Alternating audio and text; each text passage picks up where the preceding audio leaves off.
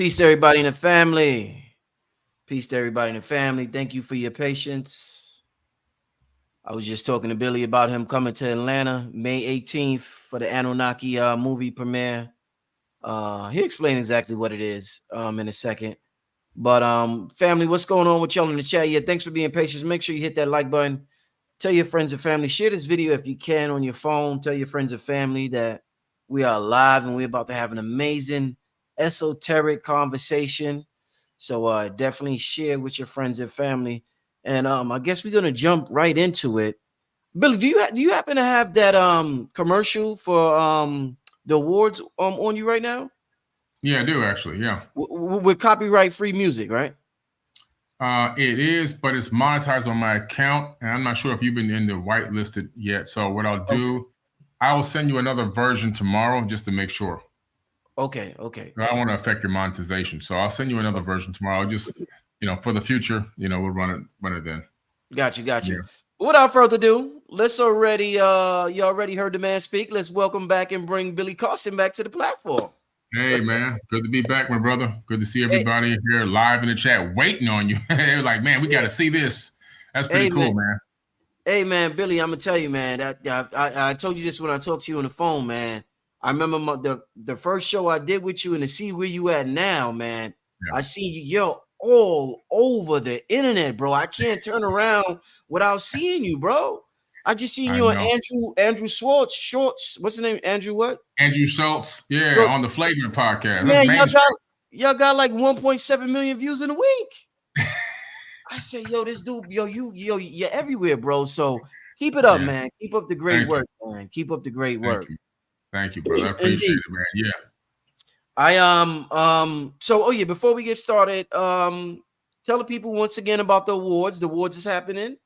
Yes, we have the second annual Forbidden Conscious Awards, and that's coming up this year. We're talking about August 2nd, 3rd, and 4th. It's a 3-day event this weekend. August 2nd is a celebrity basketball game where for your donation to get in, to raise money for kids, you'll get to see celebrities play basketball. Celebrities being, people like myself hooping, Omarion, he'll be playing some hoops with us. We have some ex-NFL, some former NBA players playing as well. So it's going to be pretty cool. Great time for the friends and family. And then Saturday morning will be a speaking conference. I'll be speaking for 2.5 hours. Robert Edward Grant, Merkaba 13, which the topic tonight is Merkaba, right? With the Merkaba. He'll be speaking as well. And then we have a women's panel hosted by my wife, Elizabeth Carson. And that night is a VIP yacht cruise sailing out of Biscayne Bay. You'll come on the yacht, have dinner with us. And then the next day is a book signing. And that afternoon, red carpet. And that evening is the award ceremony where you were at last year, Richard, and you got to perform and get an award. So It's going to be all the way live down in Miami, Florida. Excellent. Let me share this with the family because I'm nominated this year. Hold up, there's so much. Give me a second. I haven't been able to share this. Let me see. What do I do? Present, share screen. All right, family. If I'm nominated in the category of entrepreneur this year at the Forbidden Knowledge Conscious Awards, the second annual one. And if you would like to vote for your brother, you could text to vote at 954-245-0086, family. So make sure you're getting votes for your brother. Definitely gonna try my best to make it there again this year. Last year was absolutely amazing, and I'm positively sure it's gonna be the same this year. So thank you once again, Billy, for putting that together for the whole community. It's gonna be amazing. I know. No, you do it big, man. You do it big. The Conscious Grammys. This year's going to be 18. Last year we had 1,200. This year's 1,800 people. We're giving away a Mercedes. Last year we gave away the Audi. Remember that girl that won the Audi? Yeah. Well, this year we're giving away a Mercedes Benz. It'll be parked out front, just like the Audi was parked out front. And one random person in the audience, we do the text drawing right there live on stage. Right. Somebody's going to win the Mercedes Benz. Indeed. And shout out to King Simon and Dr. B Serious. They're also nominated. Shout out to those brothers. Make sure y'all vote for them. Yeah. And let's get this thing started. So Billy, because of the conflict in the Middle East, I constantly see the Star of David, more often than I have in the past few years because of what's going on over there. And seeing the Star of David always reminds me of me. You actually did me and you did a virtue workshop called the Imagination workshop. When you touched on the science of the macabre and the Star of David and all that, and it was awesome. It was awesome. So because this is resurfacing, I know the universe uses symbolism to have us to remind of us certain things or to tell us when we should tap into certain things. I said maybe it's time me and Billy talk about the macabre and touch on it from different perspectives and just just touch on it again. It's a very important subject. I understand that the macabre appears as a third dimensional Star David. So that's like when people see that, they don't understand the spiritual historical origins of where this star came from. And I also understand from the work that you put together that it's resonantly linked with each cell in the human body. So this thing here, this is some powerful. When we talk about sacred geometry, Billy, this is as powerful as it gets here. So this is super powerful, multidimensional. So once again, Billy, tell us about for those who may not have seen the Imagination workshop, to start out with, where does this originate from? What culture? What time period? This whole concept of the macabre. We know it came before the Star of David. So where does this thing come from, Billy Carson? I first see it based on my research showing up in the land of Kemet, ancient Kemet. I try to track it back further than ancient Kemet, and I really didn't see any specific distinct information prior to Kemet, So we're going back to ancient Kemet, pre-dynastic era Egypt, pre-dynastic ancient Egypt, right? Right. And so we're talking about a very, very ancient symbol that holds unparalleled power and knowledge. Right. And you have to tap into it. You tap into it through consciousness and frequency. That's the way to tap into the macabre. And every individual person has their own personal macabre. They just aren't aware of it. Wow. So when I taught my Egyptian mystery school live, this is pre-global sickness. Yes. We had them at Dame Dash Studios, right? I remember. And we had about 500 people each time, and I would do the macabre guided meditation. And at the end of the meditation, people would come out, in only 20 minutes, by the way, people would come out of that meditation saying that they had traveled to planets, oceans, they were inside of suns. Wow. One guy jumped up and ran around the room. So it was an amazing experience getting people to tap into their macabre and actually lift off and take it for a ride. Indeed.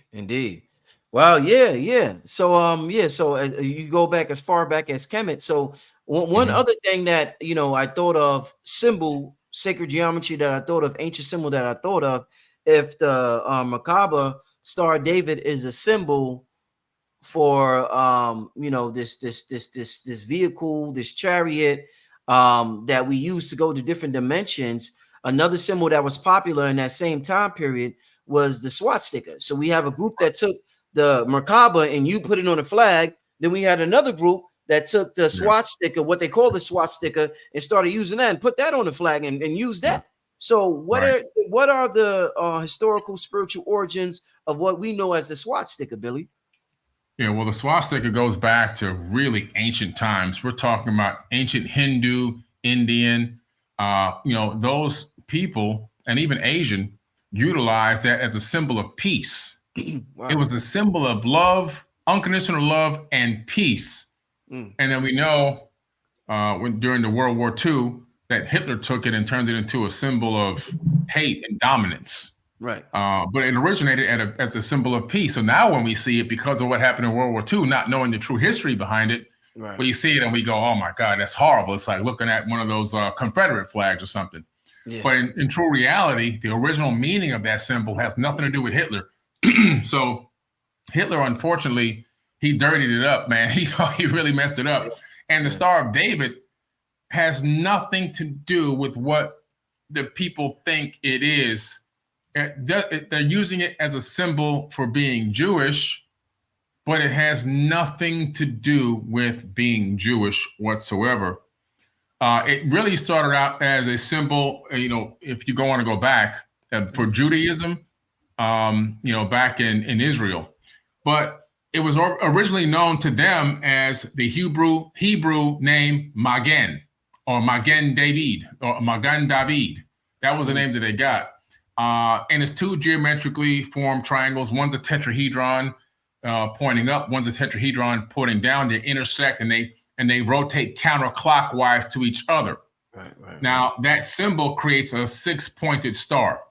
And they took that symbol, and then over time, it became known as a Zohar, right? Which is this mystical text that their religion believes in.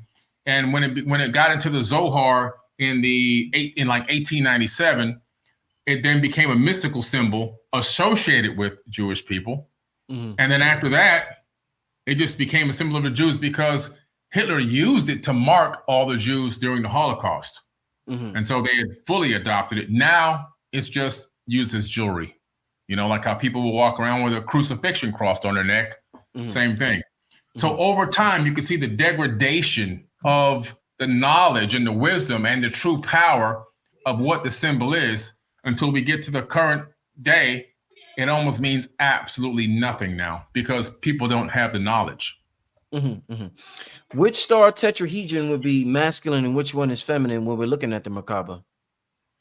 When you're looking at the Merkaba, the one pointing up is masculine, the one pointing down is feminine. It's a balance, a perfect harmony of masculine and feminine energy. And the trick to it for spiritual ascension is to learn how to activate it, get it to rotate, step into it, and take it for a ride. But also the other trick to it is some of the beings talk about being able to utilize it to travel and traverse the third dimension. In other words, I want to come see you in Atlanta, hop in it, and next thing you know, I'm in Atlanta. And so it's really an incredible thing. Thoth uses it. If you look at the emerald tablets of Thoth, on the front cover, you see him holding a Merkaba. And inside the emerald tablets, he talks about utilizing it to travel in and on to different planes of existence. Indeed. So why is this shape, this Merkaba, why do you think this is the vehicle of choice to travel to different dimensions? Why the Merkaba with so many shapes out there, Billy? Tetrahedrons have access to unparalleled power. If you take a look, it's a fractal of a Tesseract, which is a fourth dimensional cube, right? And so it's a fractal of what they call the Metatron cube. So they took Metatron, turned that into Megatron for the cartoon, the Transformers, which now became movies and so forth. And what do they have in the Transformers? They're after the Allspark, which is the fourth dimensional cube. You see the correlations. They just build it into entertainment. It's called edutainment. But in reality, that cube is the Metatron's cube, aka a Tesseract. And it's the same Tesseract that was inside the movie Interstellar. Now, when you break the fractals down and you begin to look at a Tesseract or a Metatron's cube, you can fit 64 tetrahedrons inside of one. So if you draw a Merkaba, right? If you draw a Merkaba, however you want to pronounce it, on a piece of paper, right? And then you actually begin to create perfect tetrahedrons inside to scale, you will be able to fit 64. Now, when you see the 64 grid tetrahedron, that creates a pattern of the flower of life inside the Merkaba or the Metatron's cube. The next thing it does, it creates this line of symmetry that goes around. And when you take away the tetrahedron from the Merkaba or the Metatron's cube, you then get something called the vector equilibrium. And inside of the vector equilibrium is the access point for 0-point energy. And that exists at every Planck unit in space-time throughout the entire universe. So unlimited energy exists at every Planck unit, and it can only be accessed through that method. What would you say is the most, you talked about the Merkaba meditations you did at the at Dame Dash Studios. What is the most intense experience you had using this Merkaba meditation? Like, Where can you just like you went somewhere like, wow, what the hell had just happened? Well, I wanted to use it to see if I can take a trip to Mars. This was one of the things I had talked about. And the most incredible experience that I had was not only feeling it and seeing it or being there, but smelling and almost feeling like you can taste it. So there was a movie a TV series that just came out. It was pretty popular, Third Body Problem. I think it was on Netflix. I just watched some episodes. I heard about it. Heard about it. Yeah. Okay. In that series, they have this this cap that you put on. And when you put it on, it's like a merkaba. It transfers you into a whole nother reality. And in that higher state of consciousness, you're at a location or a place that it sends you, and you can smell, hear, touch, feel, taste, everything. It was a similar experience to that. So if I can explain it. Yeah. That's awesome. You know, I was watching a video you did. It might have been the same one. And somebody was commenting on you making a claim that you're a god. And I remember studying this information and talking to people about the concept of looking at yourself as God having a human experience. And one of the things Christians always wonder, Billy, is when they hear yourself, or even if Kanye says, I'm a god, which he's saying a lot now, they want to know, Billy, if they would say, Billy, are you saying you're a god, or are you saying you're the God? So if a Christian was to ask you, Billy, are you a god or are you the God? What would be your answer to that Christian who's curious? Well, I'm actually both. So I am the God and I'm a God. And the reason why is because now, from their perspective, their mind is skewed to perceive that God is, if you say that you're God, then you're thinking planets into existence and you're creating multiverses by just speaking them into existence, right? They're not seeing the other part of the picture. The other part of the picture is, well, if God has created everything out of itself, that means that I myself am part of that energy, that divine spark that came out of God, which means that I'm imbued with the same divine energy. The spark that's keeping me alive and animated right now, that's allowing my spirit to animate this avatar body, is the same essence. It has the same essence as the God that spoke everything into existence or utilized whatever method it used to create this reality or this realm, or maybe even the multiverse. And so when I say that, I'm speaking from the mindset of understanding how fractals work, right? So this goes back to the ancient Kemetic principles, as above, so below. So what is happening on the grand scale is also happening on the smallest scale. So if we now understand through mathematics, the Mandelbrot set, which is a mathematical formula that proves that fractals exist and that we're living in a fractal holographic matrix, we must say to ourselves then, what is fueling this thing? What energy? Where is it coming from? Well, that must be the creator. And if that's the creator, and if I can access and actually understand that that energy is inside of every atom that's keeping all the electrons and protons spinning around my nucleuses in every atom in my body, then I myself am also part of that creation. I am also part of that divine. So, like I tell everybody, I am God and God is me. And so I'm a fractal of the mass. I'm a fractal of the whole. And which means that the same power that created everything in the universe is also inside of my body. So instead of begging, hoping, and wishing for something to be manifested for me or changed for me, I'm commanding that it happens. I'm commanding it into existence because I'm pulling on the power of the creation that's already inside of me.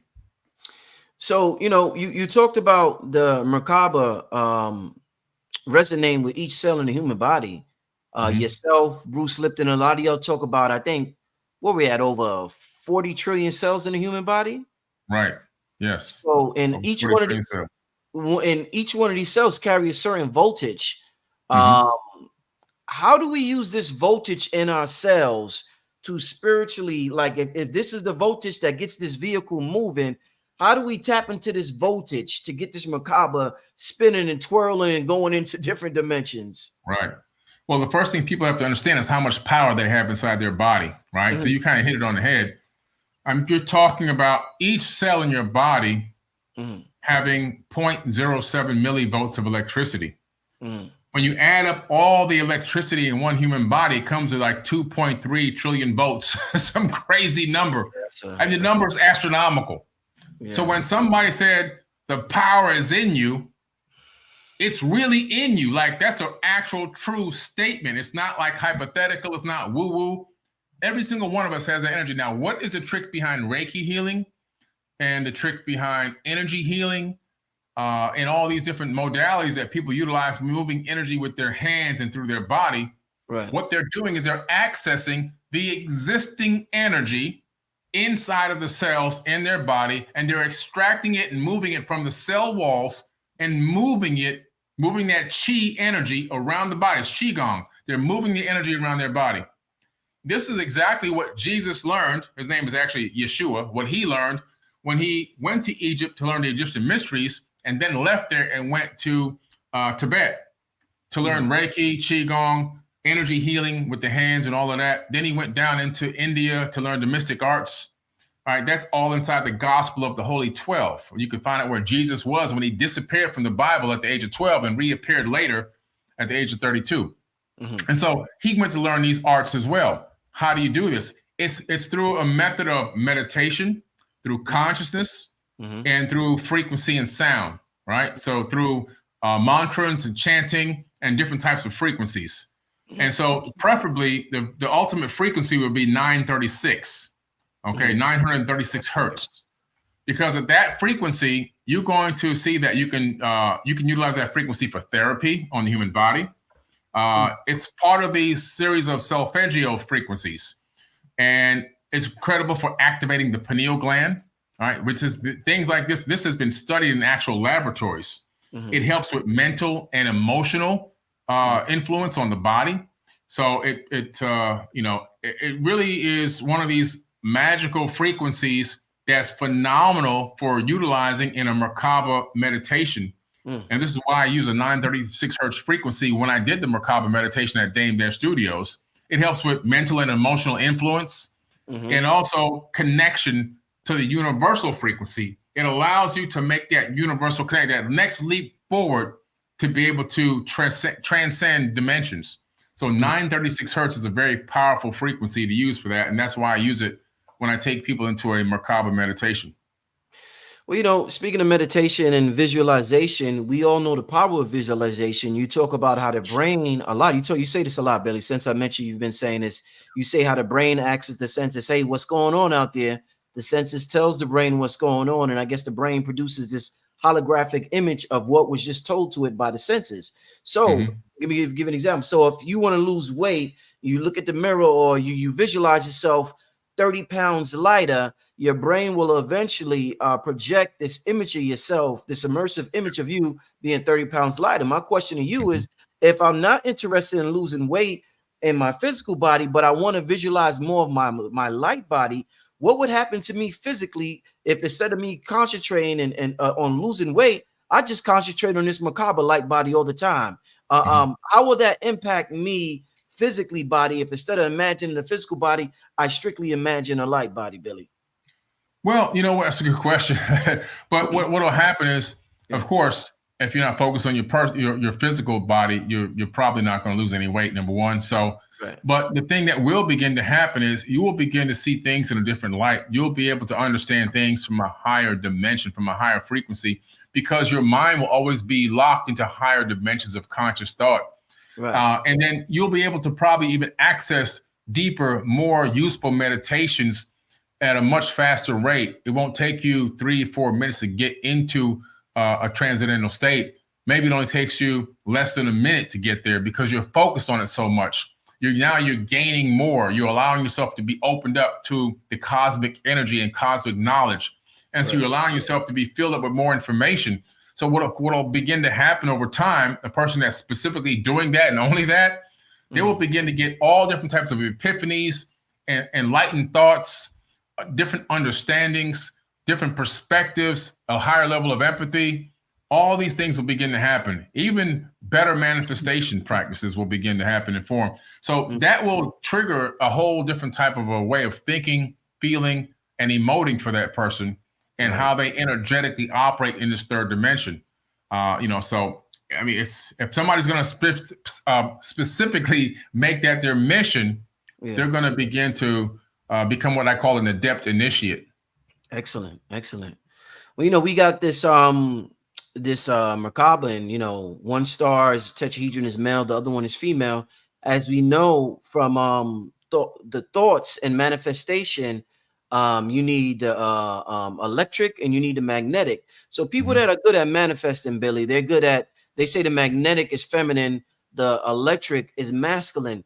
People that are good at manifesting material things, they're good at putting this male and female force together and eventually manifesting material objects, whether it be a car, whether it be a home, whether it be whatever. My question would be, why do you think people may be good at manifesting, using male and female energies to manifest material things? They know how to marry those male and female energies in the invisible realm, but they might not be good at relationships. So if I'm a dude, I may not be good at the feminine aspect of a female avatar, but I know how to use a feminine thought. I know how to use a feminine energy with a masculine energy all day long. Why do you think that is? Well, there's so many aspects of reality and consciousness and manifestation. And so what you'll find is sometimes you can become an expert in manifesting specific types of things. And then other things you might be lacking, right? This is something that happened to me. I mean, I'll be quite honest with you. I had become a master at manifesting material things. I mean, an absolute master. And that's not bragging. It's just, sometimes it still amazes me till this very day, but sometimes I just look up at the sky and say, man, it's just too easy, But then I do. I look up, it's just too easy, And then, but on the other side, it took a long time for me to manifest a proper relationship, right? I just finally found, after all these years, the right relationship, and got engaged and got married. And so prior to that, though, I had a lot of not a lot, but I had about 5 failed relationships that just didn't work out the way that I thought they would work out. And I began to look and try to think, like, what is it that I'm doing that I can manifest all this physical stuff, but I couldn't manifest that one particular thing, which was not material. And I realized that my energy and my focus was going in one direction. I had to take that energy and I had to begin to apply it to what I really want to manifest, and apply all the skills, all the tools, all the understanding that I was utilizing to manifest material goods and a good life financially. I had to then apply all those same exact techniques to the immaterial. And when I began to do that, everything began to click and everything began to change around. And the side effect to that was manifesting the proper mate in that realm. It then flipped and turned around and it quadrupled the financial realm. Because listen, man, behind every good man is a good woman, is a great woman. And when you find the right one, they're going to help you magnify the pot of gold you already had. It's going to quadruple. So that when I stopped focusing here and took my focus here, this went like crazy over here. And the relationship is just as sound as it can be. One of the greatest relationships I've ever had in my life. And I wish everyone can experience what I've been able to experience. And it doesn't mean that we don't have there's no hard work for us, because it's hard work being in a relationship. But we're together pretty much 95% of the time, 7 days a week. When you take somebody out of the country for 9 months, away from their own house, right? And away from their own bed, and you can stay with that person that long, because that's how much we spent last year traveling, 9 months traveling, 9 months in hotels. You find out a lot about the person. But my focus was that I didn't put the energy there. So what people are struggling to do is they're struggling in areas to manifest where they're not putting their conscious thought, their conscious energy. They're thinking about it, but they're not really going all the way in like they are in other areas. I mean, Michael Jordan became is, in my opinion, the greatest basketball player in history. That's my opinion. But he ended up, having a divorce and having a broken household. So how come he can manifest becoming the greatest player, but couldn't take care of his own house? We see, it's because our energy goes Our energy flows where the energy goes. And now he's in a great relationship and he's very happy now. But it's these little things that we don't see, that we have this hyper focus on specific areas which we become really passionate about, and then we manifest those things, and other areas become lacking. We have to find a way to have balance across all aspects of our lives, and then we'll see everything rise at the same time. Oh yeah. I think I think a lot of people think we be joking or bullshitting when we be like, a good woman can multiply your money. Like that shit is like real. Like we not real.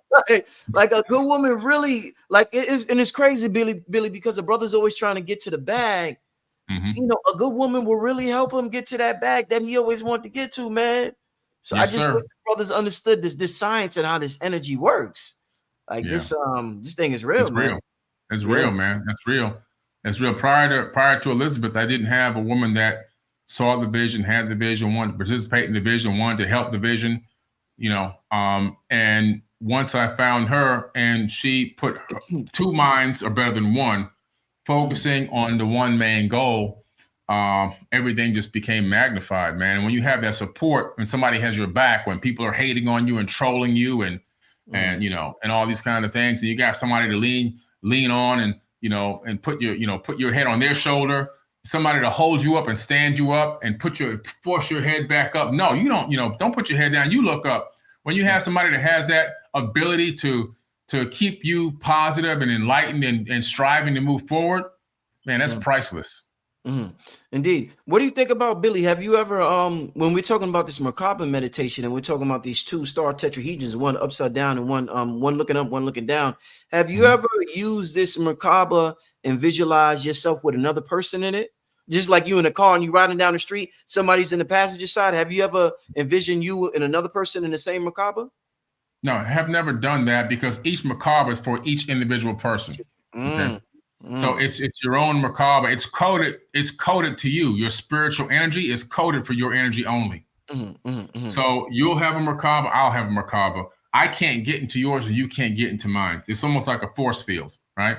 Wow. It knows who I am. It knows my higher self is allowed to enter in, but nobody else is allowed to enter in. And what I like about the merkaba meditation, even though you're in the merkaba, you're still in your body, because you're talking about mind into higher dimensions. Your mind connects to up to 11 dimensions.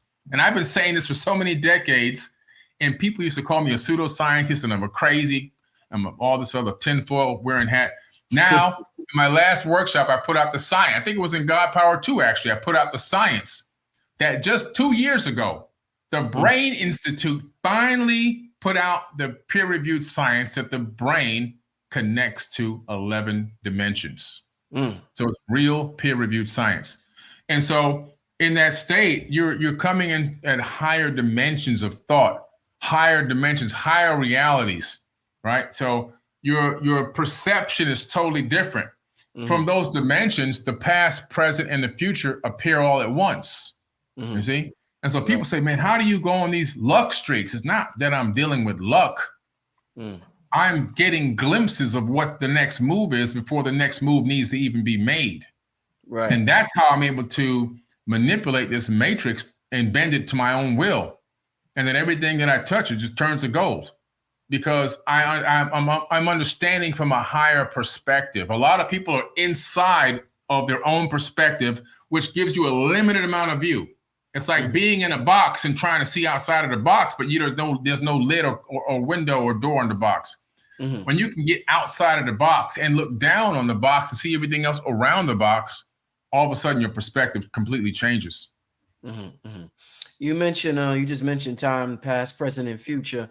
How did the ancients measure time, Billy? You know how we got 24 hours in a day, 30 days in a month, and they say we started adding months in the calendar and stuff like that. How do they measure time exactly?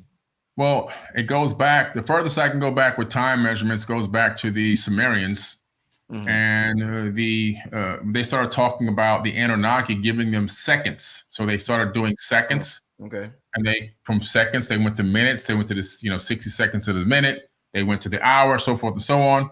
So the origins of that story are actually in Sumerian tablets, how they begin to add and create these intervals of time so that human beings could create schedules and everything else.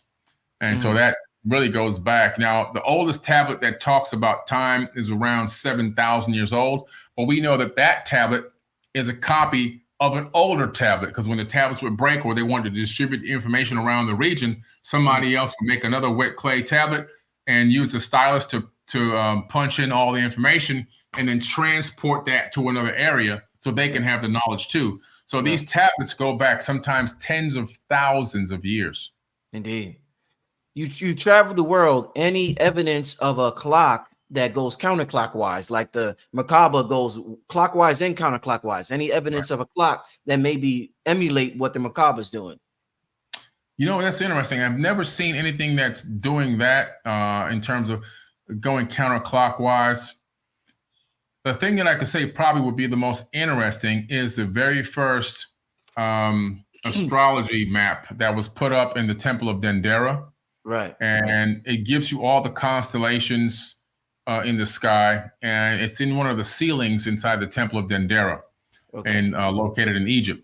But other than that, there has been no real thing that I can particularly think of that would show counterclockwise movement. Even some of the oldest clocks that I've seen at some of these ancient sites, these stone clocks, the one at Machu Picchu, even this one more modern but using ancient techniques located at the Coral Castle in Miami, they all move around in a normal clockwise manner, which is pretty interesting that everyone chose that same method. Yeah, indeed. I was telling I think a brother named Raul Nefa Amen.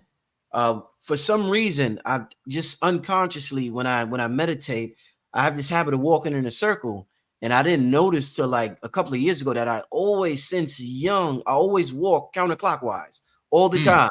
So I didn't. He broke it down. He explained it, but at the time I had no idea. I'm just following a natural. I'm just in the flow, but I always walk counterclockwise when I meditate, and I'm in deep thought. You know what I'm saying? Right. No. And that brings me to something that I'm trying to remember right now about a physicist. There's a black physicist who is building a time machine. And it's pretty interesting because they're talking about utilizing this. That is one. It goes counterclockwise to go back in time. Let me pull up his name real quick. All right. Because this is a pretty interesting thing. And I think it goes right along with what we're talking about right now. I think his name is Ron or Richard Mallet. Let me see. Let's see. It's Richard. I think his name was Richard or Ron. Can't remember his exact name. But it will come back to me in a minute. He's a black physicist. Right. And he's creating a time machine. And he actually already has a kind of a small version of it. And what it does, it utilizes lasers that go counterclockwise. He set it up to where the laser is actually reflecting and going back around and down, almost like a reverse spiral. And the reason why he's doing that is because he believes that if you put data on the laser, because the data is now moving with the laser, creating this warp space, that it can go back in time. You can deliver the message of that data prior to it even being sent. Okay. And the reason why he's working on this is because his father died early when he was young, and he wanted to be able to find a way to go back in time and see his father. So that became his life's mission, was to create a time machine that can go back in time. And this is a real time machine that's being worked on, and right now, today, in real time. I just wish I could remember his name now. I think I might have seen his name. I think his name was Richard, but can't seem to find it right now. But it's a pretty interesting story. Yeah, just do some. Just tell us when you find that name, because I'm very interested in looking that up. Yeah, absolutely. You know, speaking of time, Billy, do you think it's possible? You know, sometimes you do things for people. A lot of times, say you do something for somebody, and they say, "Why did you do that for that person, Billy?" Well, he's a good guy. You know, in the past he did this, or he helped me out when I needed him. Do you think because time is not linear, do you think sometimes we do things for people because of what they're going to do for us in the future? We may not know consciously, but on a subconscious level, we know what this person is going to do 10 years from now. So we may do something amazing for that person and not be able to explain it through language. Oh, that's for sure. I think that people create a perception of a person, and sometimes they can see that person's vision, or they can see where that person could possibly end up. It's called networking. This is now what you're talking about is networking. And so in that method, one of those I scratch your back, you scratch mine. So maybe I do a few things for this person. I assist this person in any way I can, give them my connections. If they call on me, I'll be there for them. And I think subconsciously at some level, not in a bad way, but I think subconsciously, hoping that in the future, this person's next level of success can pay off and provide some things that you may need, or some connections that you may need.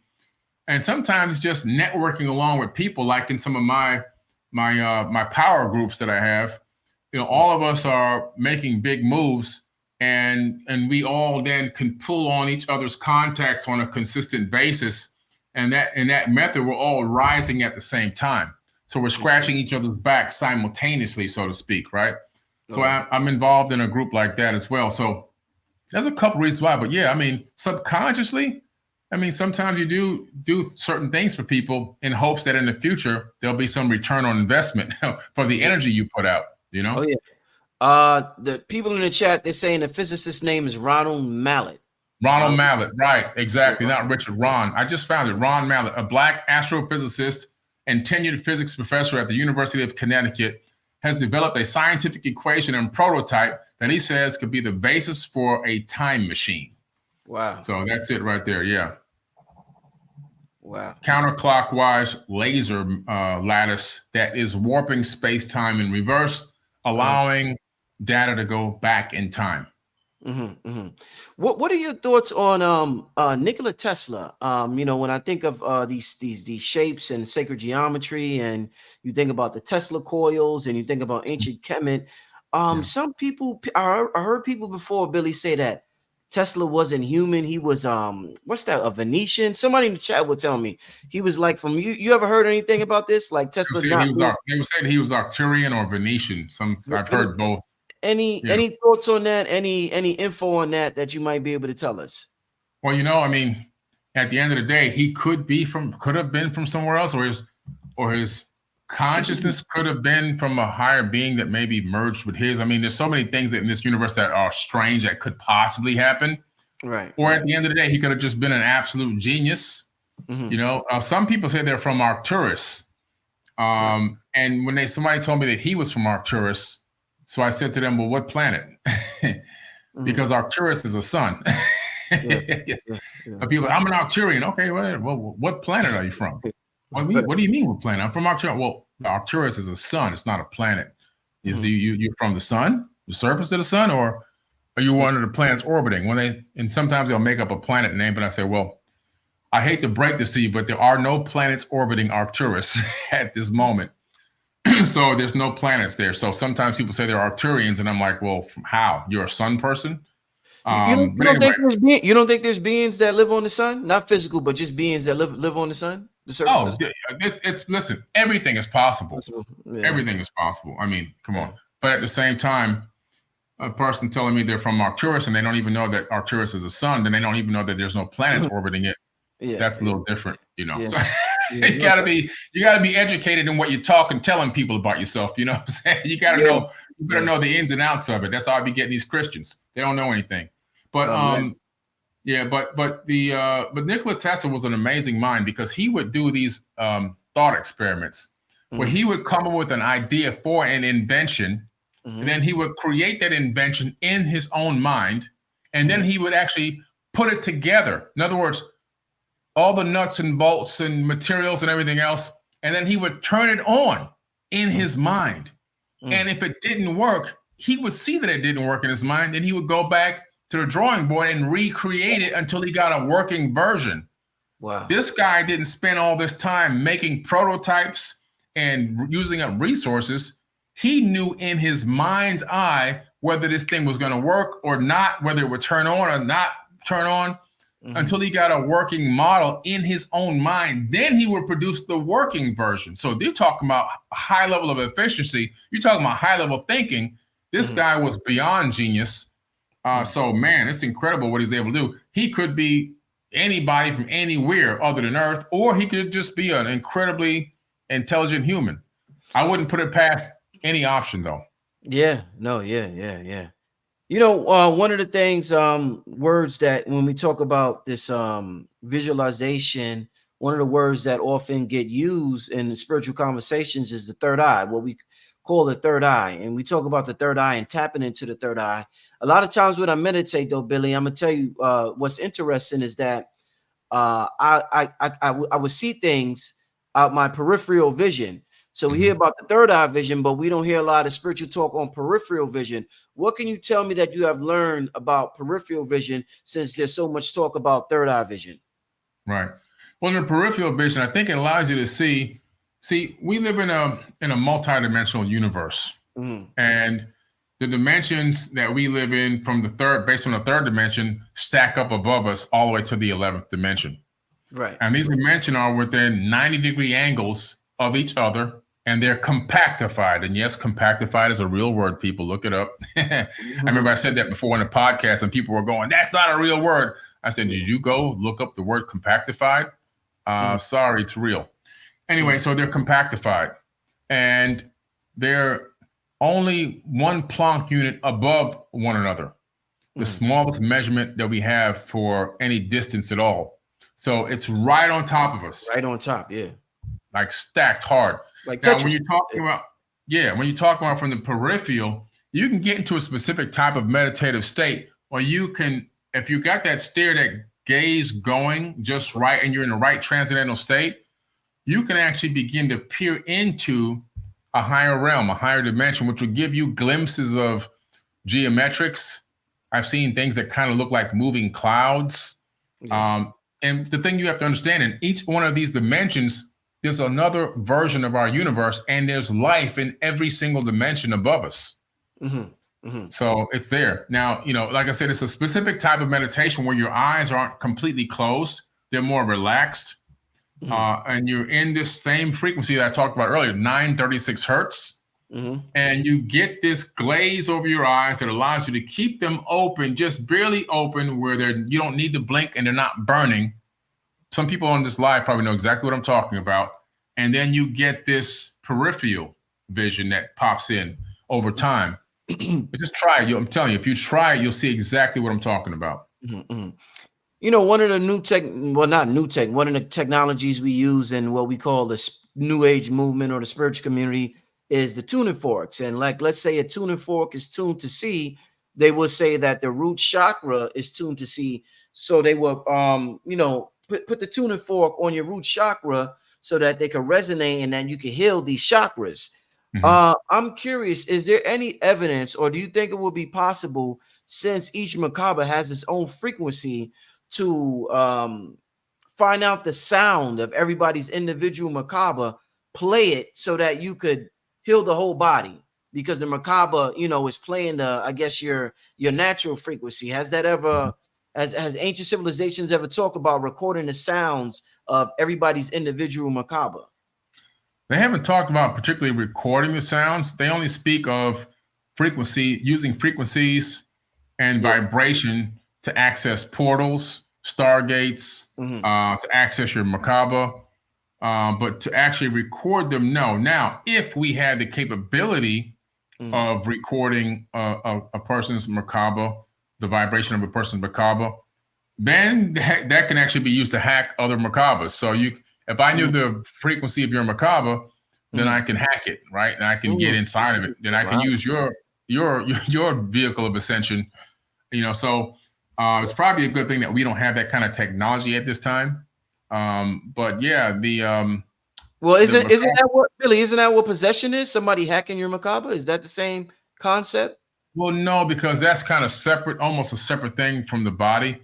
I think possession could be somebody hacking your mind. Okay. All right. So they end up doing something inside. Some entity ends up doing something inside your own mind where it's interfering with your own synapses between your neurons, and it's creating different pathways and sending information directly into the mind, which create a situation where they have a certain level of control over your body. So they're remote controlling you. Wow. Interesting. Billy, I'm curious, what's your thoughts on, what do you prefer? Written traditions or oral traditions? Because I heard you say something in the video before about oral traditions. I know a lot of ancient cultures practice that. Then we started writing stuff down. What do you think is better for us to retain all this knowledge 30,000 years from now? Yeah. I tell you, it's a little bit of both, man. I like the oral traditions.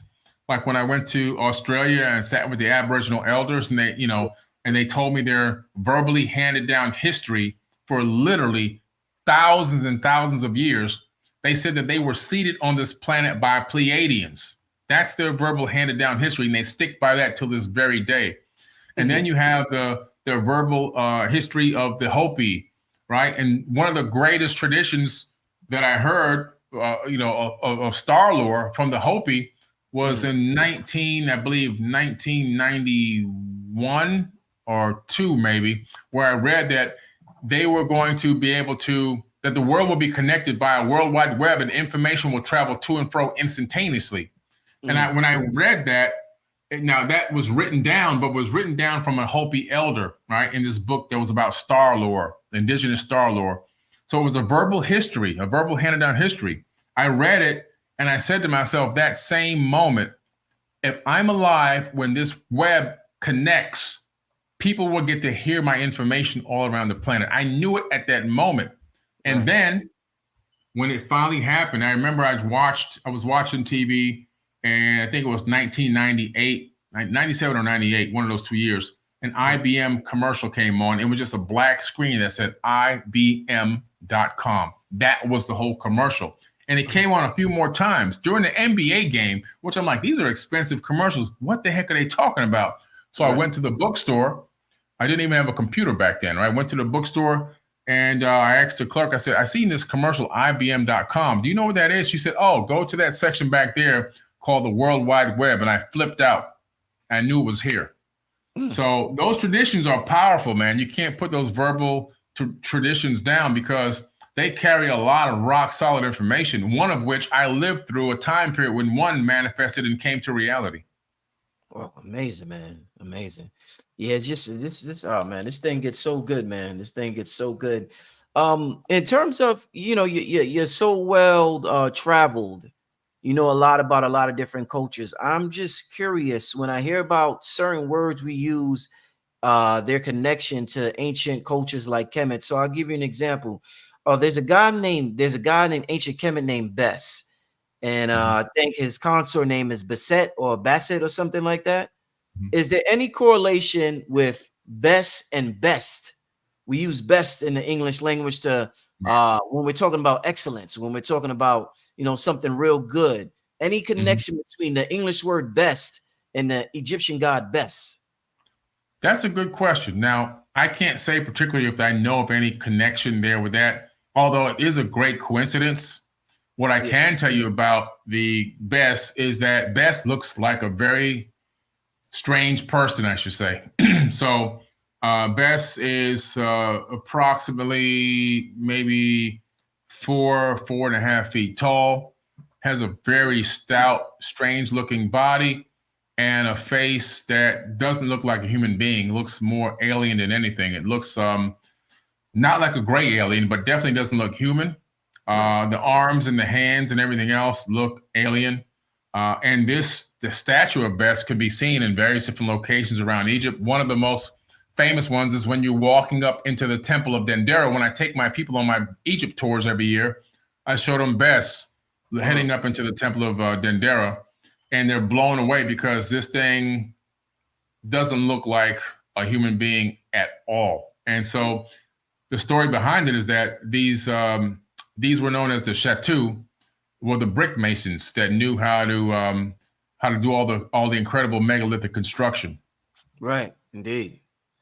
Yeah, like I said, there's a lot of interesting information. Shout out to everybody who's tuned in. We got about 2,200 people in here, Billy. Before we continue, tell the people when the awards is again, Billy. The awards are August 2nd, 3rd, and 4th. The 4th is the actual day of August that we will have the award ceremony, and that will be at the Adrian Arch Center in Miami, Florida.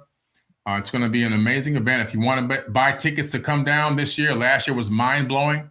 you want to buy tickets to come down, you got to go to forbiddenknowledge.com, Forbidden Knowledge, or just go to the link in my link tree. You can get tickets, and we'll see you down in Miami for an amazing weekend. Oh yeah. Make sure y'all get more information on that.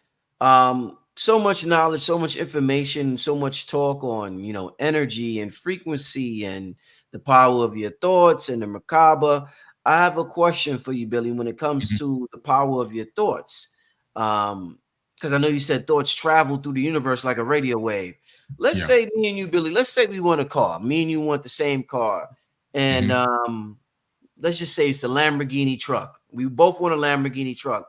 We both have the same, let's say if we were able to measure, we have the same amount of positivity and intensity when it comes to thinking about this Lamborghini truck.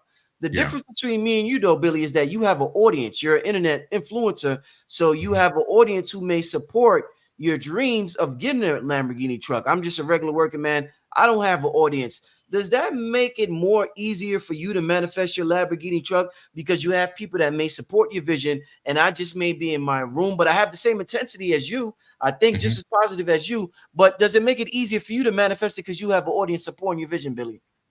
That's a good question. It doesn't make it easier because I have an audience. What happens is there's a part of manifesting that people miss out on, and that part is the action part. So I actually created an equation for this. The equation is CT multiplied by A equals M. And that means conscious thought multiplied by action equals manifestation. So we both have the conscious thought. We both have the focus. We're hyper-focused on this Lamborghini truck, right? But there's action steps that need to take place. In other words, there's a requirement for an energy exchange that has to happen in order for progress to be made to move me towards a situation where I can attract that into my life. So one person is hyper-focused and not taking action and hoping that it manifests for them.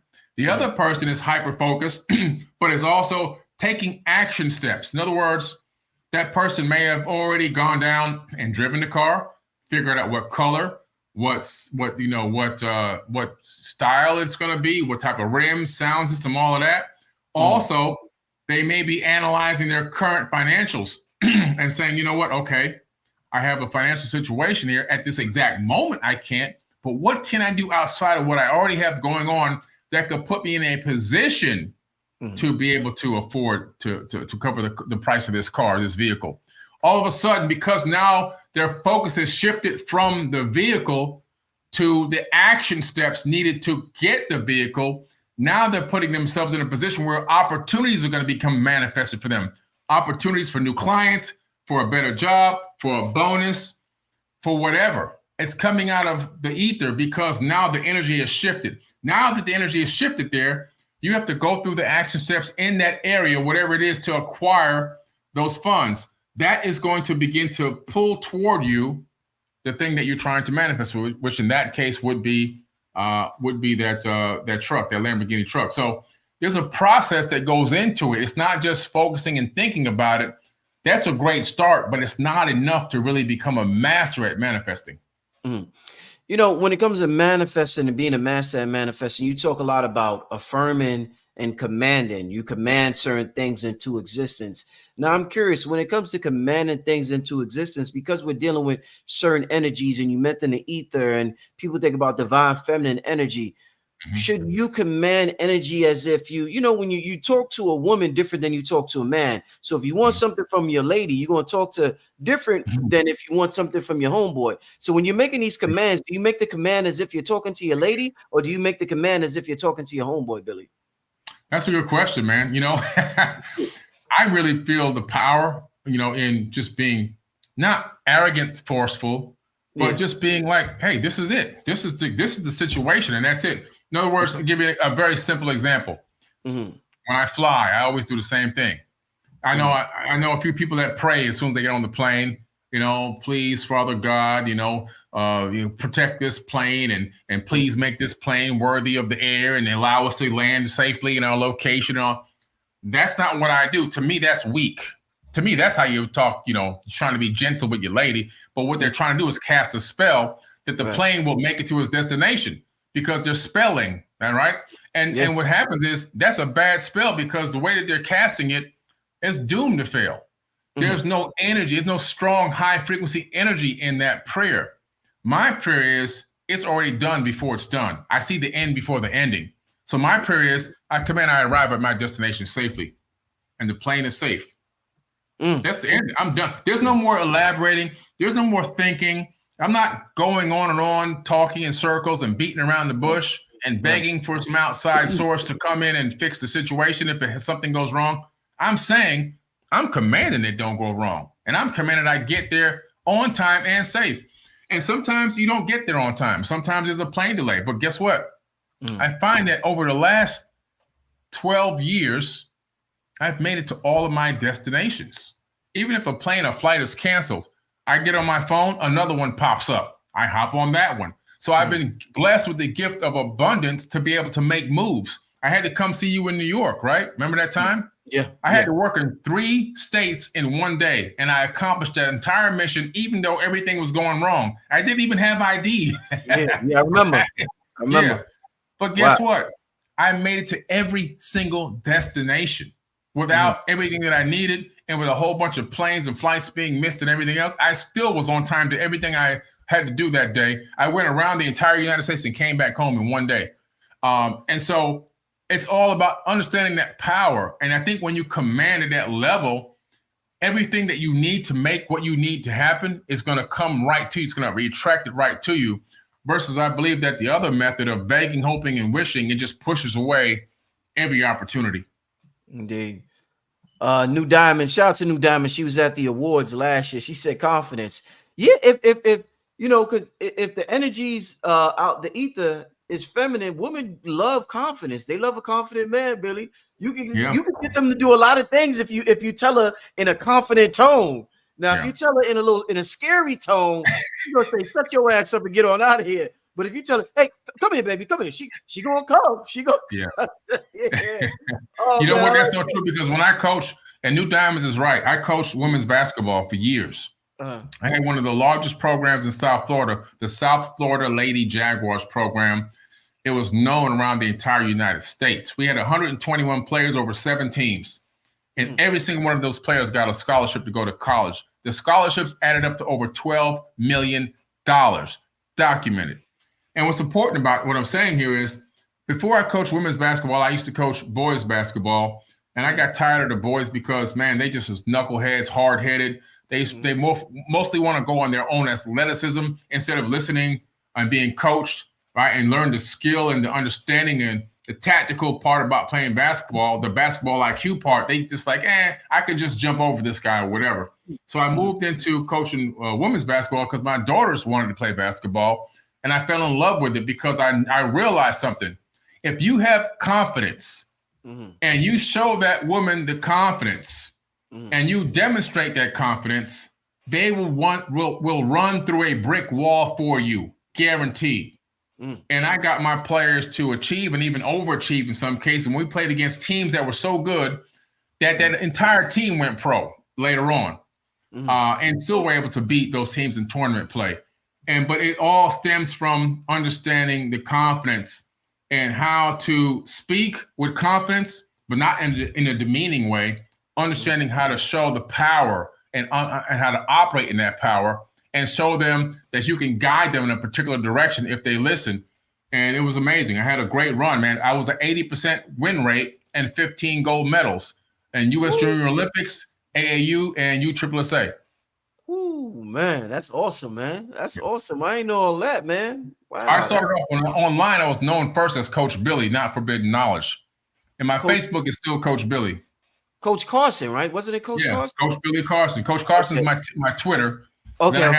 It's been verified for years because I was with Team USA basketball. So it's been verified for, I don't know, 10 years or something like that. And then my Facebook also is Coach Billy Carson, right? But yeah, that's how I was known at first. Is the coach, because I was a big time coach and I had a scouting program also for girls basketball. Dope, man. You always have such a great time when I do shows with you, man. Always Hey, have, man, me too, brother. always have such a great time. Let's you down to do a couple of questions from the people? Yeah, sure. Let's do it, man. Yeah, let's get to a couple of questions from the family. Shout out Don't to forget, everybody. I'll be in Atlanta on May 18th. May Coming 18th. to Let me Atlanta. that poster behind you, the Anunaki. He's gonna You can be in see. Anunnaki. Hold up, let me. Yeah, I should have ancient. sent you this image. Yeah, so my you know what? I'll put it on before the end of the show. When you Yeah, get no to the problem. next question. Shout out to everybody in the who sent the super chat. We're gonna get to some Q&A. Shout out to everybody who's viewing and watching. Just to let y'all know, I will be on live tomorrow with KT the Arts Degree, 9 o'clock, same time. So y'all could come back tomorrow for KT the Arts Degree. Let's get some questions from my brother Billy. Always a magnificent show. When I got Billy Carson on here. Let's get to some questions. Let's get to the first super chat question. This one is: what are the chances of black holes being compressed universes? And I'm gonna let you answer that. I gotta run real quick, but go ahead, Billy, answer that. Go ahead. Yeah, great question. So now, black holes being compressed universes is interesting that there's a theory by actual theoretical physicists out there right now that black holes could be the other side of a white hole, and that a white hole is from another universe that spews energy and matter into a new universe. So now what's interesting is Stephen Hawking discovered, he used to think that black holes would just be there for eternity, like they were just there. Then he realized something else, that black holes emit something called, now we call it Hawking's radiation.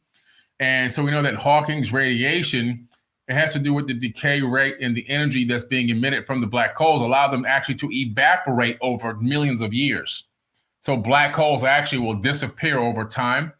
But so what it means is, well, where is it going? Where's all the energy and everything else that it's capturing going on the event horizon? It's quite possible, theoretically, that black holes create white holes, and that these white holes begin new universes. And that's potentially, could be, maybe, how we got a multiverse. It's a hypothesis. So a good question, though. Oh, Richard's gone. Let me see if I can find another question here in the live chat. He must have had to go run to the restroom real quick. Somebody says, what are your thoughts on destiny being free will of your higher dimensional self? eSnap. Good question, eSnap. So destiny being free will, I believe that we live in a free will universe. I'm answering a question by eSnap. I believe that we live in a free will universe, and that our higher self is always guiding us, and that there is no one specific outcome that says this is your only destiny and that's it.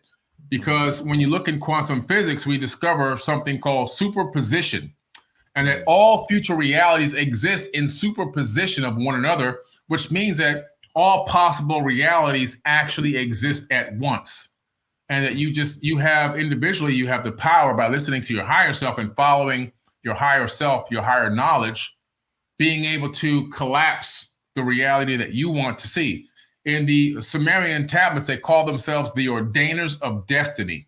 And they would ordain their own destiny, these people, by actually seeing the multiple options that exist and picking the one that they wanted to see, and putting action steps in place to achieve the goal of achieving that particular one outcome, collapsing that one outcome into existence in their reality tunnel. And so I believe that's what we have the capability of doing, that any particular outcome can happen at once. In other words, one outcome is, I can right now predict the future, right? I can see myself multiple choices in this room right now. I can see myself getting up and walking out on Brother Rich and leaving him hanging on this live podcast and be like, what the hell's going on with Billy? That's one option. I have another option. I can see this glass to my left and I can pick it up and I can take a sip of coffee out of it.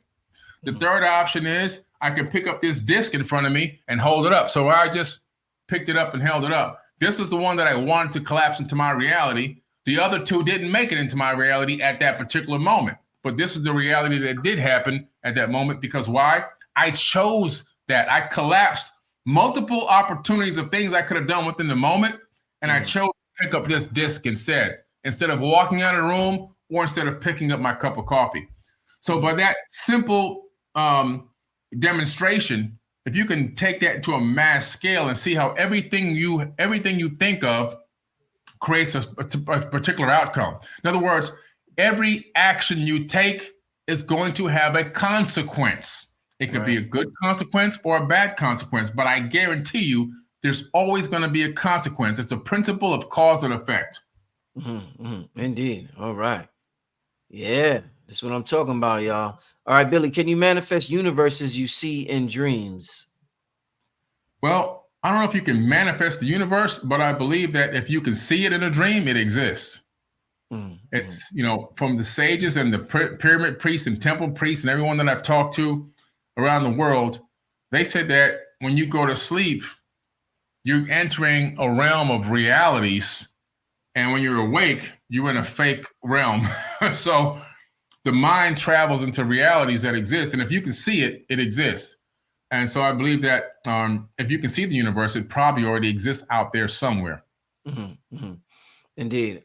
All right. Let's get to another question. Let me see. This is a super chat question. Did the Anunnaki ever refer to the earth as a being? And did they have a personification of her in the Sumerian tablets or any ancient tablets? That's a good question, Ethereum Indigod. So I haven't seen anywhere where they refer to Earth as a being. They refer to something called a creator of all in the tablets, where they're referencing something that they say they're going to have to answer to because they realize that what they did to us on the planet was wrong, and that they violated, some type of accord or whatever, agreement, right? Prime directive of sorts, by engaging a species that was less advanced than them, or at least we weren't on the technological level yet, that they were close to it. And so they said that based on what they had done, that they themselves would have to answer to the creator of all. But they never specifically mentioned the earth itself as an actual being.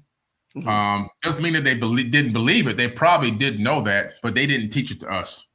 Indeed. All right. Next super chat question. Shout out to Terrence. Brother Rich or Billy, does the star David Merkaba represent fourth dimensional mathematics? Please explain. Oh yeah, because the Star of David is a representation of the Merkaba, or the what I called earlier, the Metatron's cube, which is a fourth dimensional cube. And that fourth dimensional cube, we now know in a laboratory setting, creates something called a fourth dimensional quasi crystal. And when you take a fourth dimensional quasi crystal, which they've created in a laboratory setting, and you point it in a specific direction, it casts a shadow. And the shadow that it casts is actually a sphere. And they now hypothesize that the quasi crystal from a hypercube of fourth dimension is creating the realm that we actually live in, that we're living in the shadow of a higher dimension, basically, a shadow made of light. Pretty hard to wrap your mind around, but it's powerful stuff. This is the shadow world, huh? Yep, that's right. Wow. So just like when I walk, my shadow follows me. This realm follows another realm, just like that shadow that we see. Identical. Woo. Yep. So Billy, if I ever try to change the shadow, I won't never get nowhere. So we try to change the shadow instead of trying to make change in the other dimension, huh? We need to be focused. Wow, we got this thing backwards, Billy. We chasing the shadow. We're chasing the shadow. We're immersed in the matrix. Yeah. So our perception from in here is totally different versus a being that could be in a higher dimension. And so that's why a lot of knowledge is eluding us as to how this universe works, because we're immersed inside of it. We are trying to figure out how it's working from a perspective of being inside the matrix versus being outside the matrix. That's a hell of a game, man, to be immersed in a shadow realm where you run around chasing your tail. You just run in circles. Wow, man, that's a hell of a realm, man. And this immersion, I mean, I'm sure like from another realm, this realm might look easier than what it is, but when you get in this realm, this shit ain't no joke, Billy. Yeah. Once you get hit with that brain and you in your eyes, like, whoa, this shit. I mean, if the Vision Pro is realistic, the brain is like, man, listen, man. Crazy. We're walking around with quantum computers on our head. On our head. Literally. Yeah, man. And it's like, what's so interesting about this realm, Billy, is that no matter how hard you get into the information, sometimes when you know when you're in that in the midst of things, you just forget all of that. Like sometimes I know so much information, but if I'm in the middle of something that's going down in the present time, sometimes I just forget everything I ever learned, man. So It happens, man. yeah, It's a growth process. You know what I'm yeah, saying? It's how do you master life in this dimension? And every single day is a learning opportunity. I think the yeah, trick really is as we go through life and we have situations where we don't feel like we're succeeding. I don't like to say that we're failing. We're not succeeding in them at that moment. right. That we look back and reflect on that situation for a moment and see what we could have done differently and send our mind outside of space and time and see different actions we could have taken and then viewed what the potential outcome could have been if we did something else, and then learn from that and then take that into the next move we do so that that particular thing doesn't continue to happen over and over again. The key to becoming an adept initiate and ascended master is fixing previous mistakes and learning from them and putting in situations implementing situations in your own mind that allow you to not fall for those same things over and over again, so that you can see the growth within yourself. And by that method, you're becoming born again, and you'll be born again many times in one lifetime. Wow. We're gonna do two more questions. Let's get to this one. And Yaya wants to know any thoughts about Project 2025. I've heard of Project 2045, but maybe it's a typo. I don't know. But I haven't heard of a Project 2025, but I heard of a Project 2045,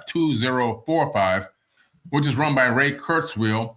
It's a project out of Russia where they're working on the ability to transfer human consciousness into an avatar body.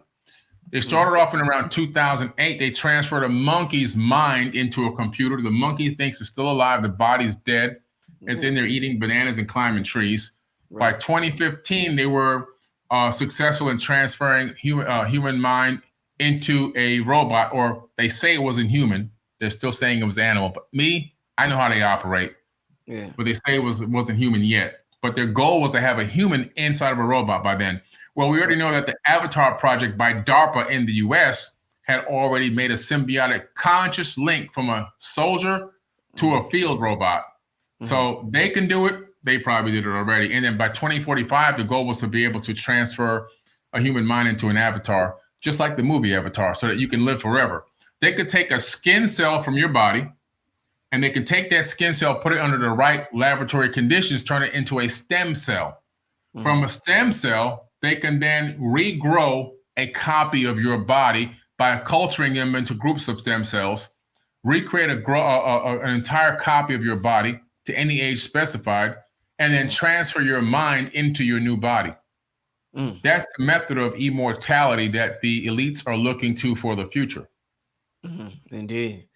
All right, let's get to this last question, Billy. One night I meditated on a 3D animated Tesseract. When I woke up the next day, I had vertigo. Why did that happen? Thanks for all you do. Appreciate you, love, wisdom, freedom. That's pretty interesting. So the Tesseract itself is we can envision it in the 3D, but even though we envision it in 3D, it's still a four-dimensional crystal or fourth dimensional object, being that it's Metatron's cube. And because of that, it has this interesting multidimensionality to it. It's possible that your mind could have entangled with a higher dimension, entangled with that thought in that higher dimension during your dream, and possibly gotten you to feel a little bit disoriented. It could be there was such a dynamic dream, being maybe partially, in that dimension, or maybe even visiting that dimension from the spiritual realm, and then coming back to the third dimension, maybe left you with some disorientation. I'm not a doctor or a physician or a meta scientist or whatever you call it, metaphysicist. I'm just saying my hypothesis based on what I read, maybe that's what happened. Indeed. All right, Billy. I want you to tell the people about you getting ready to come to Atlanta. I got it. Let me put this on the screen real quick. is going down in Atlanta. Tell the people, let me take this off. Yeah, what's going on with this Anunnaki Ancient Secrets Reveal? What's going on with this, Billy? What you got going on? It's a big series, big series. It's a huge docu-series, and I'm airing the premiere of the docu-series in IMAX theaters all over the United States. The first one will be LA Live in Los Angeles on May 12th on Mother's Day. And if you're a mother coming out there, we have a special gift for you. The second one will be in Atlanta, Georgia, at the Atlantic Station Stadium 18 IMAX. Atlantic Station Stadium 18 IMAX. The tickets for it are on forbiddenknowledge.com. So you got to go to my website with the number 4, forbiddenknowledge.com, or go to my link tree, and you should be able to find the event there. I'm going to be speaking for 1 hour. So it's going to be a live presentation. There'll be a meet and greet, book signing, red carpet photos, all of that.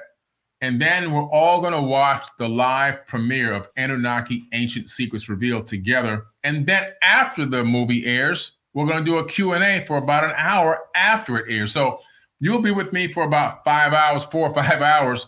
We're going to spend a lot of time talking and going over information and watching this incredible new series that I produced, written. I'm really happy with it. I'm going all the way back millions of years to talk about the origins of these people, who they are, and what they look like, where they came from, and why they came to Earth. And you'll see this image that Rich put up. We're talking about a multiracial species. Up here you have blue, black, you have white, and you even have one that looks like a bird, but it's not really a bird. That's a mask, a Stoth's mask that he had on. These people all looked humanoid. And I'll be talking about why they look like this and where's the evidence of this, and all this information is going to come out. I start off with the origins. It's a really, really big story. So I'm anticipating this story could take years to talk about. We're talking about dozens and dozens of seasons, and they're talking about hundreds of episodes. I'm really excited about the first season that we've completed, and looking forward to completing many, many, many more seasons. I'm heading back to LA to film for another 3 days, some more episodes. It's going to be a very powerful series. It's going to answer a lot of questions, and it's all based on actual receipts. It's not off the dome. And it's done in a way that's so professional. You can take this documentary and say, hey, look at this, and somebody can go and look at it and see something so professional and so profound that they'll begin to do research themselves and ask more questions. Hey, Billy, a lot of the ancient cultures, they often have something covering, like you see how the black dude and the blue dude, even the white dude on the left with his hat, there's something right on the third eye. Yeah. We often see like some type of sacred shape or symbol or something. But a lot of cultures say, even in a lot of Indians, they have the red dot in between the middle of the two eyes. You know, some cultures do things for fashion. You talked about jewelry, and some cultures do things for technology. We just don't understand that it's advanced technology. Yeah. Was this some sort of technology that we don't know that's technology? We might just think it's just fashion purposes.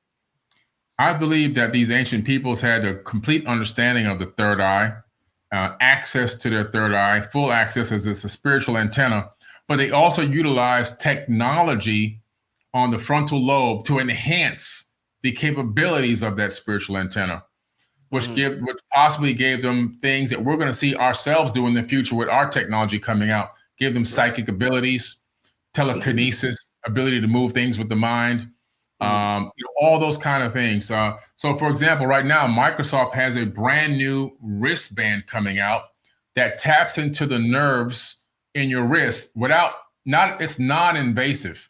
When somebody else wears that same band, you and that person can have psychic communication with each other without moving your lips, all because the band translates the thoughts from the mind, sends it into the band transcodes it, sends it to the other band and decodes it, and that person then can hear your thoughts in their mind. This is something that's right now being done. Microsoft has this particular technology. And so I believe that this tech that we see in all these ancient cultures, not the ones that are wearing it for jewelry and for looks, but for real technology purposes, I believe they had a blend of technological advancements with spiritual energy and knew how to utilize it in the proper way. And I think that's what we see in a lot of these ancient images. Indeed. Yeah. This technology, Billy, this thing, a lot of people think it's getting scary out here, man. What you think it's getting a little scary with this technology? Listen, they released this stuff on us with no oversight, no congressional oversight, no bylaws, no parameters. They just said, boom, here you go. And the problem is that it's a blessing and a curse, because it's a blessing because it really can help you do a lot of things and become very efficient, right? Especially for business people. There's so many things that we've been able to utilize it for, even in our business. And every day, to be honest with you, every single day I upload conscious information into this AI so that it begins to learn my information, because it's a learning program. It learns from what it's getting put into it. Right. So I'm making it learn. I uploaded my whole book, all my books into this thing. I sent all my books. Okay, you're going to learn from us? Because that's what it says in all the small print. Well, you're going to learn from me, and I'm going to send you some information. So every day I send stuff into the AI, so that it's not just based on who programmed it initially, which is probably biased, racist, political, religious, whatever. I'm going to give it consciousness, metaphysics, spirituality. But on the other note, like I was saying before, it's a blessing and a curse. So it's a blessing because it can help you become very efficient, but it's also a curse. Why? Because it's going to replace about 90% of the workforce, as it's in AI, it's in robotics, and also in software. And they're finding more and more innovative ways to reduce the need to have real employees. Flesh and blood employees is going to be gone away. In 10 years, Richard, you and I are going to be bragging that we went to a restaurant so nice that it actually had real people that was waiting on us. We're going to be like, we really had real people there. Remember this day. In 10 years, we'll say that to each other, that you went to a restaurant with me and real people served and waited on us. And so the problem with that is, it's the good part is taking away the burden of mankind. The sad part is we haven't taken away mankind's responsibilities and debt. So they're still going to have the same debt, the same responsibilities financially, but they'll have no income because their jobs have been replaced. And so because we don't have a system set up where we say, if somebody's vetted in a particular industry, somebody's been a waitress or somebody's been a nurse, because they're getting rid of nurses too. Somebody's been an attorney, they're going to get rid of attorneys, and whatever, for X amount of years, and we come and replace them, that now we need to compensate them, you see? But that hasn't been put in place yet. So you're going to see a situation where people who are already doing pretty good are going to continue to do very well. And the people that were struggling are going to become extremely poor, and there'll be nothing in the middle. Now, what that will cause is an increase in crime. Crime rates are going to go up significantly, whether it's digital crime or physical crime, but crime is going to rise because people got to eat. And you know what? I'm not mad at them. I understand, man. You got to eat. And so, but that's the situation we're facing. We're going to see this disparity between rich and poor, as people who have had their jobs stolen won't have any way to replace their income, but their bills are going to keep coming. And that's an unfortunate thing. That's a reality that we're facing on this planet. And in some way, we as a people, as a group of people on this planet, we need to figure out how to solve this problem before it goes too far. Indeed. Yeah, wise words from my brother Billy Carson. To close it out, man, let the people know any contact info, anything you want to tell them, let them know before we get out of here, Billy. Don't forget, just go to forbiddenknowledge.com with the number 4, forbiddenknowledge.com. From there, you can get to Forbidden Knowledge TV. You can see all the workshops, events, and of course, the Forbidden Conscious Awards. Brother Rich is nominated. King Simon's nominated. Don't forget to vote for them for the upcoming Forbidden Conscious Awards. Wait, give me 1 second. Hold up. Okay. Oh, and also, by the way, I'm looking forward to meeting everyone in person. If you guys come out this is last year. This is last year. Oh yeah. That's last year's award. This is last year's award. How much does that weigh, man? It's about 8-9 pounds. It's heavy, man. It's heavy. Yeah. Thing heavy. Yeah. That's a clear quartz crystal pyramid that he won last year at the Forbidden Conscious Awards. And I'm looking forward to meeting every single person. There's going to be a lot of time I'll spend this year on the actual red carpet. I'm going to spend an hour on the red carpet so you guys can come over and take pictures with me. Indeed, man. Hey, Billy, keep up the great work. Family, make sure y'all, if y'all in the Atlanta area, make sure you come out to the Anunaki premiere. And hopefully we can see some of y'all at the awards. Other than that, man, look forward to having you on again soon, Billy. Keep it up. And I didn't finish the interview with you and Andrew Schultz, so I'm gonna finish up that tonight. Cool. But man, it was good, man. Good energy, the whole interview. So like I said, you're everywhere right now, man. So let's just keep this thing going, man. Thanks, man. Thanks, man. Joe Rogan's next. Yeah. All right. Peace, Billy. Peace. Peace, family.